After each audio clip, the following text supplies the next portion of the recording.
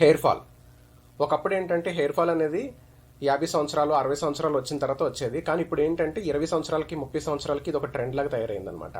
So అసలు ఈ hair fall గురించి ఏంటనేది మనం తెలుసుకుందాం. మనం చాలా వీడియోలు చూస్తూ ఉంటాం, లేదంటే చాలా మంది సజెషన్స్ ఇస్తూ ఉంటారు. లైక్ ఈ షాంపూ వాడండి, లేదంటే ఈ నూనె వాడండి, లేదంటే ఈ ఫుడ్ తినండి అని చెప్పేసి చెప్తూ ఉంటారు. సో అలా కాకుండా మనం ఏంటంటే అసలు దాని యొక్క రూట్ కాజ్ ఏంటి, దేనివల్ల మనకు వస్తుంది అనేది తెలుసుకుందాం అండి ఈ వీడియోలో. మీరు కనుక నా ఛానల్ కొత్తగా వచ్చినట్లయితే, నా పేరు మాధవ్ అండి, functional and integrative nutrition coach from Canada. So ఈ ఛానల్లో ఏంటంటే health, fitness and latest nutrition information share చేస్తూ ఉంటాను అనమాట. సో ఇంకెందుకు ఆలస్యం, let's go to the video.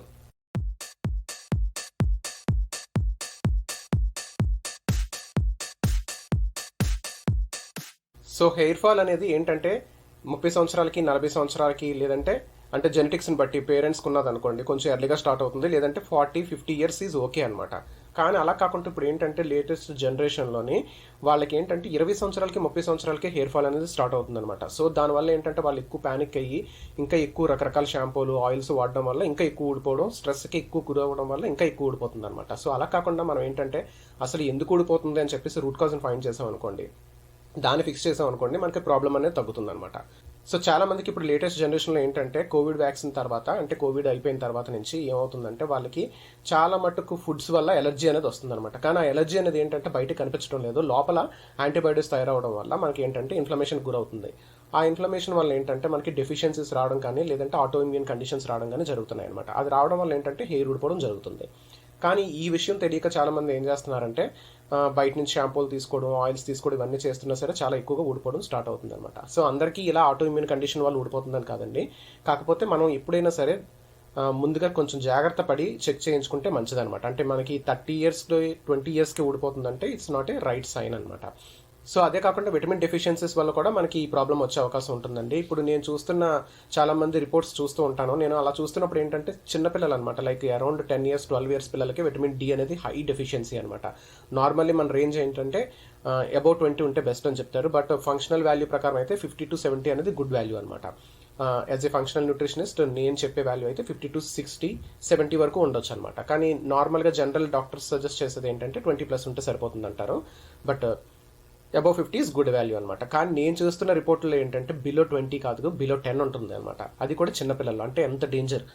ఎందుకంటే విటమిన్ డి అనేది మనకి చాలా ఇంపార్టెంట్ విటమిన్. దానివల్ల ఏంటంటే మనకి ఇమ్యూనిటీ పవర్ కూడా పెరుగుతుంది అనమాట. అది తక్కువ ఉంటే మిగతా వాటిని కూడా మనం, మిగతా డిసీజెస్ని కూడా ఆహ్వానిస్తున్నట్టే. సో అందుకని మనకి ఏంటంటే విటమిన్ బి12 కానీ, విటమిన్ డి కానీ, అలాగే బయోటిన్ కానీ, ఇవన్నీ ఏంటంటే మనకు కరెక్ట్గా ఉండేలా చూసుకోవాలన్నమాట. సో అందుకని మనం ఏంటంటే ముందు హెయిర్ ఫాల్ కోసం రకరకాల షాంపూలు, ఆయిల్స్, లేదంటే ఏ ఫుడ్స్ చేంజ్ చేసే బదులు చాలా క్యాప్సూల్స్ వస్తాయన్నమాట. క్యాప్సూల్ వేసుకుంటే మీకు హెయిర్ వచ్చేస్తుందని, లేదంటే రెడ్ లైట్ థెరపీ క్యాప్స్ ఉంటాయి అనమాట. సో అలాంటి క్యాప్స్ పెట్టుకున్నా సరే మనకి హెయిర్ వచ్చేస్తుందంటే ఇవన్నీ యూజ్ అవుతాయి, అంటే ఒక ఎక్స్టెండ్ వరకు యూజ్ అవుతాయి అనమాట. అంటే ఇప్పుడు రెడ్ లైట్ థెరపీ క్యాప్ అనేది యూజ్ అవుతుంది. బట్ దానికన్నా ముందు మనం చేయాల్సింది ఏంటంటే మనలో ఉన్న డెఫిషియన్సీస్ ఏమైనా ఉన్నాయి అనేది చూసుకోవాలన్నమాట. ఎందుకంటే క్యాప్ పెట్టుకున్న వెంటనే స్టిమ్యులేట్ అవుతుంది, ఇట్స్ గుడ్. బట్ దానికి సపోర్టింగ్గా మనకి లోపల న్యూట్రియంట్స్ అనేవి లేవనుకోండి, అంటే లైక్ విటమిన్ డి3 లేదు, మీకు విటమిన్ బి12 లేదు, బయోటిన్ లేదు, అవన్నీ తక్కువ ఉన్నాయి అనుకోండి, అప్పుడు ఏం జరుగుతుంది, హెయిర్ అయితే రావడానికి ట్రై చేస్తుంది కానీ రాదనమాట. ఎందుకంటే మనకి ఆ డెఫిషియన్సీస్ ఉన్నాయి కాబట్టి. అలాగే అది కాకుండా ఏంటంటే ఇప్పుడు యాంటీబయోటిక్స్ ఉన్నాయి అనుకోండి, లైక్ ఏఎన్ఏ ప్రొఫైల్ చేయించాం అనుకోండి బ్లడ్ టెస్ట్లోని, యాంటీబాడీస్ ఉంటే దానివల్ల కూడా మనకి ఏంటంటే ఇన్ఫ్లమేషన్ వస్తుంది. ఇన్ఫ్లమేషన్ వచ్చినప్పుడు ఏంటంటే మనకి లూపస్ అలాంటి డిసీజెస్కి దగ్గరలో ఉంటుంది అనమాట. అవన్నీ ఏంటంటే ఎర్లీ సిమ్టమ్స్ అనమాట. మేబీ ఇన్ 10 ఇయర్స్ మనకి ఆటోఇమ్యూన్ డిసీజెస్ వచ్చే ఛాన్స్ ఉంటుంది. But it starts with hair fall, లేదంటే స్కిన్ ఇష్యూస్ అనమాట. సో అలాంటప్పుడు మనం ఏంటంటే ముందుగానే మనం గ్రహించి బ్లడ్ టెస్ట్ చేయించుకున్నాం అనుకోండి, ఆ బ్లడ్ టెస్ట్లో మనం మార్కర్లను చూసుకొని మనం ముందు జాగ్రత్త పడవచ్చు. దానివల్ల ఏంటంటే ఫ్యూచర్లో వచ్చే డిసీజెస్ని ఆపొచ్చు, అలాగే మనకి ఇప్పుడున్న హెయిర్ ఫాల్ని కూడా మనం ఆపుకోవచ్చు అనమాట. నెక్స్ట్ ఏంటంటే కాల్షియం లెవెల్స్ అనమాట. కాల్షియం కానీ, జింక్ కానీ, మెగ్నీషియం కానీ, ఈ మినరల్స్ కొన్ని ఉంటాయి కదా, ఈ మినరల్స్లో ఏదైనా సరే మనకి తక్కువగా ఉన్నదనుకోండి, అప్పుడు కూడా మనకి హెయిర్ ఫాల్ అయ్యే ఛాన్సెస్ ఉంటాయి అనమాట. ఎందుకంటే మన బాడీ ఏం చేస్తుందంటే ఫస్ట్ ప్రైమరీ మన బాడీ రన్ అవ్వడానికి ట్రై చేస్తుంది అనమాట. అంటే ఈ హెయిర్ అనేది దానికి సెకండరీ, దానికి అంత ఇంపార్టెంట్ కాదు. అక్కడ ఫర్ ఎగ్జాంపుల్కి ఐరన్ డెఫిషియన్సీ వచ్చింది అనుకోండి, ఫస్ట్ ఏం చేస్తుందంటే మన హెయిర్ ఫాలికల్స్ దగ్గర ఐరన్ ఏదైతే స్టోర్ అయి ఉంటుందో ఆ ఐరన్ యూజ్ చేసుకుంటుంది బాడీ, ఎందుకంటే మన బాడీకి సరైన ఐరన్ ఇవ్వడం లేదు కాబట్టి. సో అలా ఐరన్ తీసుకున్నప్పుడు మనకి ఏంటంటే హెయిర్ ఫాల్ అనేది జరుగుతుంది అనమాట. సో మనకి ఇనఫ్ అమౌంట్ ఆఫ్ ఐరన్ ఉన్నదనుకోండి, హెయిర్ ఫాలికల్స్ టైట్గా ఉండి గట్టిగా ఉంటాయి అనమాట.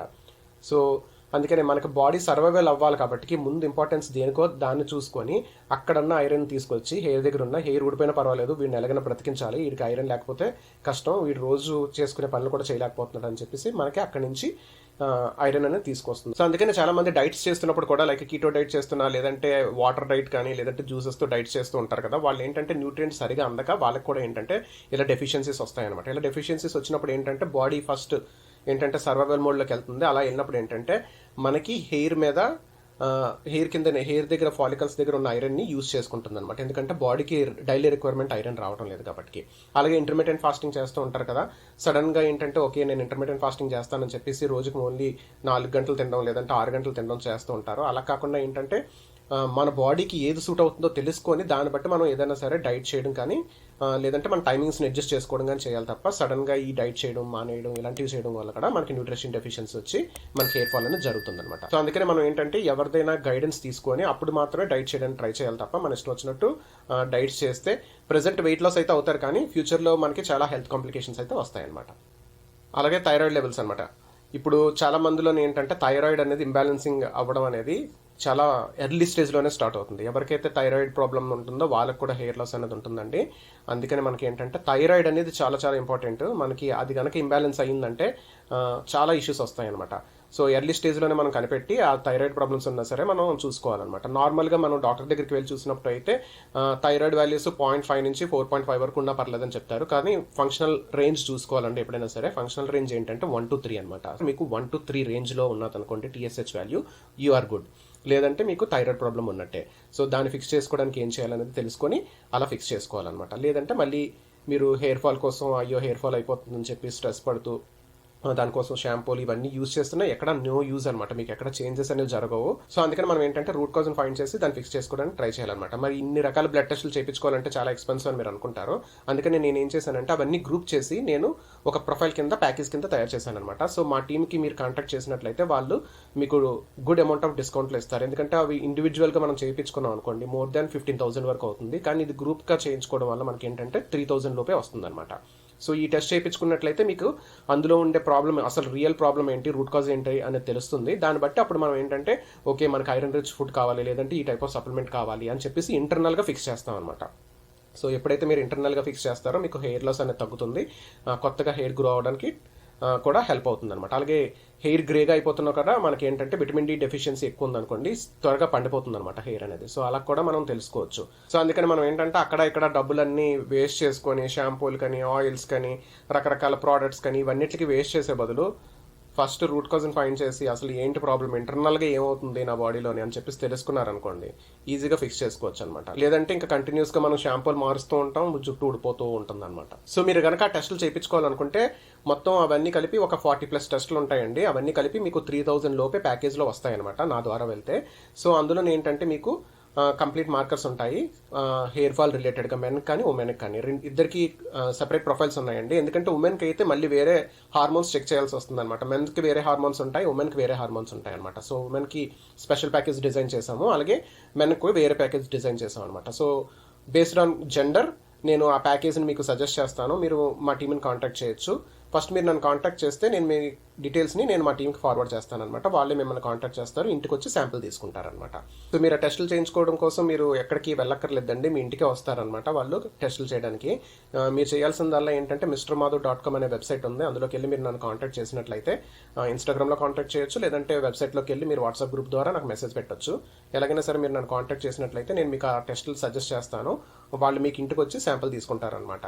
ఉమెన్స్కి అయితే ఉమెన్స్కి, మెన్స్కి అయితే మెన్స్కి అలాగే శాంపిల్ తీసుకుంటారు. దానివల్ల ఏంటంటే మీకు ఓన్లీ హెయిర్ ఫాల్ టెస్ట్ కాదండి, అది ఏంటంటే ఫ్యూచర్లో మనకి ఏమైనా ప్రాబ్లమ్స్ ఉన్నా సరే మనకి ఎర్లీ స్టేజ్లోని తెలుస్తుంది కాబట్టి మనకి ఎలాంటి ప్రాబ్లం అయినా వస్తుందంటే మనం ఫిక్స్ చేసుకోవచ్చు అనమాట. సో అదండి ఈరోజు వీడియో టాపిక్. సో ఈ టాపిక్ మీకు నచ్చిందని అనుకుంటున్నాను. ఎందుకంటే జనరల్గా మీకు హెయిర్ ఫాల్ తగ్గాలంటే ఇది చేయండి, ఈ జ్యూస్ తాగండి, ఆ జ్యూస్ తాగండి, లేదంటే ఈ ఫుడ్ తినేయండి అని చెప్తూ ఉంటారు కదా. నేను అలా చెప్పనండి. ఎందుకంటే ముందు ఇంటర్నల్గా ఫిక్స్ చేసుకోవాలి. ఇంటర్నల్గా మనకి ఏమైనా ప్రాబ్లమ్స్ ఉంటే అవి ఫిక్స్ చేసుకొని తర్వాత దానికి తగినట్టు మంచి డైట్, మంచి ఫుడ్ తినాలి. మనం ఎంత మంచి ఫుడ్ తింటున్నా మనకి ఇంటర్నల్గా ఏదైనా ప్రాబ్లం ఉందనుకోండి, ఫర్ ఎగ్జాంపుల్కి గట్ ఇష్యూస్ ఉన్నాయనుకోండి, అప్పుడు కూడా మనం ఏంటంటే ఎంత మంచి ఫుడ్ తింటున్నా మనకి విటమిన్ అనేది రాదనమాట.